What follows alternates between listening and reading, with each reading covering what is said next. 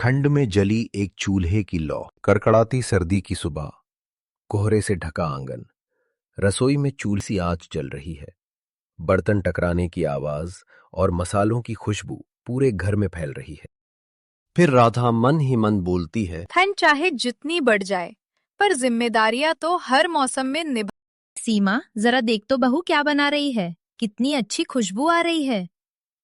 भाभी ने आज मेथी के पराठे और गाजर का हलवा बनाया है। राधा, तुम्हारे हाथों में तो सच में जादू है। ऑफिस में सब पूछते हैं कि इतना स्वादिष्ट खाना कहाँ से आता है।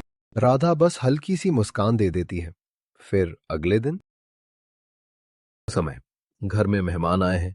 सीमा को देखने लड़के वाले आए हैं। सीमा चाय लेकर आती है। सब उसे पसंद करते हैं, लेकिन थोड़ी देर बाद लड़के की मां कहती है, देखिए बहन जी, हमें लड़की पसंद है, पर आजकल तो कम से कम 5 लाख और एक कार तो देनी ही पड़ती है। ये सुनकर कमला देवी का चेहरा उतर जाता है। हम साधारण लोग हैं बहन जी, इतना संभव नहीं होगा। मेहमान उठकर चले जाते हैं। घर में सन्नाटा छा जाता है। मेरी शादी की चिंता मत करो, मैं ऊपर वाले पर विश्वास करती हूँ। तुम ज्यादा सोचो मत, ठीक समय में सब कुछ होगा। ये सब राधा सुन रही होती है। उसके मन में कुछ चल रहा है। रात को सब खाना खा रहे हैं। फिर अमित, आज ऑफिस में सब तुम्हारे टिफिन की तारीफ कर रहे थे। बोले कि राधा भाभी को टिफिन सर्विस शुरू करनी चाहिए। बेटा, बिजनेस करना आसान नहीं होता। माँ जी, अगर आप सब साथ दें तो कोशिश तो कर ही सकते हैं। घर में हल्की उम्मीद की किरण जगती है। फिर अगली सुबह राधा ने 5 टिफिन तैयार किए। गरम दाल, आलू गोभी, चावल और रोटियां। अमित उन्हें ऑफिस ले जाते हैं। फिर दोपहर में, वाह, ऐसा घर का खाना महीनों बाद खाया है। अरे जरूर किसी टिफिन सेंटर से आया होगा, वरना ऐसी स्वाद और कहाँ।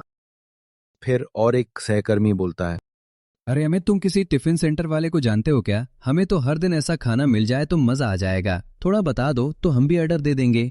क्यों कि कभी कभी घर से टिफिन आ पाता है तो कभी नहीं, थोड़ा आसान हो जाएगा।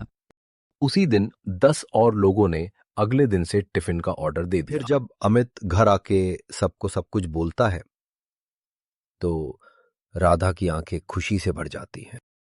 सुबह 4 बजे, ठंड इतनी कि पानी बर्फ जैसा। राधा कांपते हाथों से सब्जियां काट रही हैं। फिर सीमा भी उठ के आती है और कहती है, अरे भाभी, आप अकेली क्यों करेंगी? मैं रोटियां बेलती हूँ। सब मिलके काम करेंगे तो आसान हो जाएगा।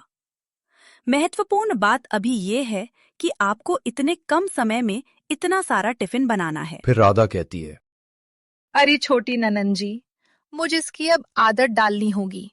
इसमें कष्ट क्या? पर अगर आप जिद कर रही हैं तो मैं आपको मना कैसे करूं? चलो, ऐसे करते करते आप भी खाना पकाना सीख जाएंगी और ससुराल वाले बोलेंगे, हमारी बहू तो खाना पकाने वाली बहू है। कमला दरवाजे से देखती हैं। उनकी आंखें भर आती हैं। अरे मेरे बच्चों ने आज घर को संभाल लिया। ये तो सब ऊपर वाले की मेहर है। कुछ ही महीनों में घर का स्वाद टिफिन सेवा मशहूर हो जाती है।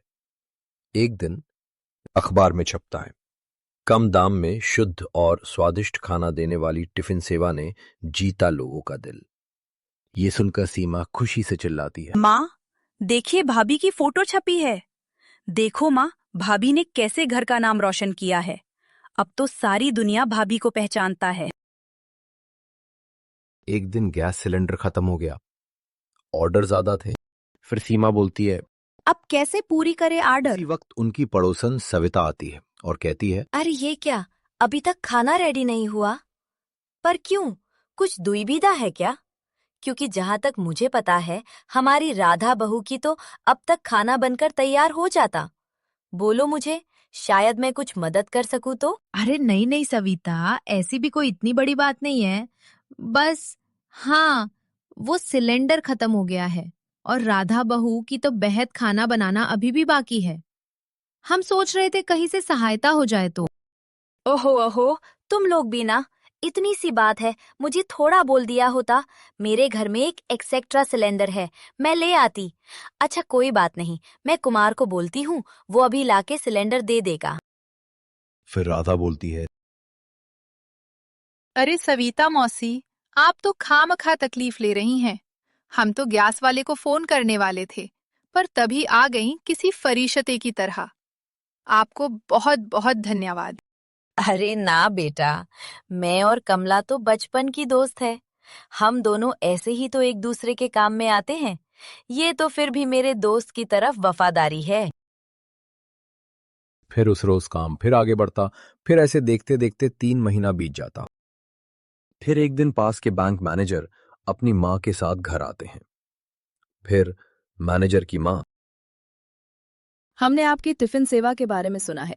आपकी बेटी सीमा हमें बहुत पसंद आई। हमें कोई दहेज नहीं चाहिए, बस रिश्ता चाहिए। अगर आपकी इजाजत हो तो हम आगे बढ़ेंगे। फिर कमला भावुक हो जाती हैं और बोलती हैं, आज मेरी बहू की मेहनत ने मेरी बेटी की किस्मत बदल दी, और कुछ भी नहीं। फिर सीमा की शादी सादगी और सम्मान के साथ तय हो जाती है। घर में रोशनी, संगीत, हंसी। सीमा दुल्हन बनी राधा के पास आती है। भाभी, अगर आप ना होती तो शायद आज ये दिन ना आता। ये सब आपकी वजह से हो रहा है। मैंने कुछ नहीं किया, बस परिवार का साथ मिला। सर्द हवा अब भी चल रही है, लेकिन इस घर में अब ठंड नहीं है। में वही चूल्हा जल रहा है, पर अब उसमें सिर्फ आग नहीं, एक औरत के सपनों की लौ भी जल रही है। फिर कमला बोलती है, हे भगवान, हर घर में ऐसी बहू देना। दहेज नहीं, काबिलियत रिश्ते तय करती है। जब परिवार साथ हो तो कोई सर्दी ठंडी नहीं लगती।